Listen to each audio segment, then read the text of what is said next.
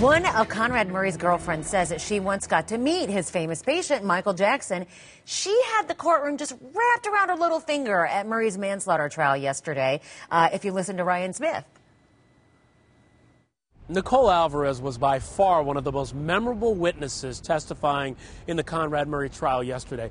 The actress and mother of Dr. Conrad Murray's most recent child took the stand and really seemed to try to play to the jury. She was constantly turned in the direction of the jury, smiled at them a lot, even smiled at them on the way out of the courtroom. But in every way, she captivated the courtroom with her testimony, especially when she talked about meeting Michael Jackson for the first time. Take a look. It actually was a surprise. I remember him saying he wanted me to meet someone. So I didn't know where I was going, and that was what happened, and I was speechless when I met him. She had a real flair in that courtroom, and at many times she even combated a little bit with the prosecutors, who constantly tried to question her on the consistency of her story, especially as it related to her conversations with Dr. Murray. But she was also important to the prosecution for another very big reason. She was the person who received shipments of propofol at Dr. Murray's direction. Here's what she said about that.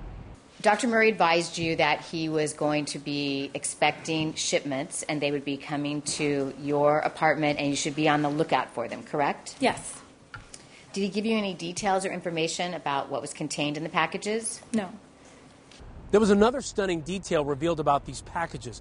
Apparently, packages containing propofol and other drugs were shipped to Nicole Alvarez's address, but literally just left in common areas. That means drugs like propofol, deadly if they're administered in high doses, were left in common areas that anyone could have taken, anyone could have used.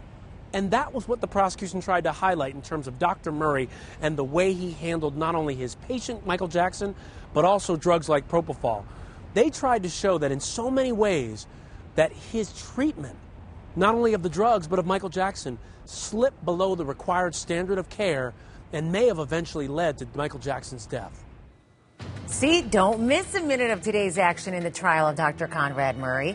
Our live wall-to-wall coverage starts again at 11 a.m. Eastern right here on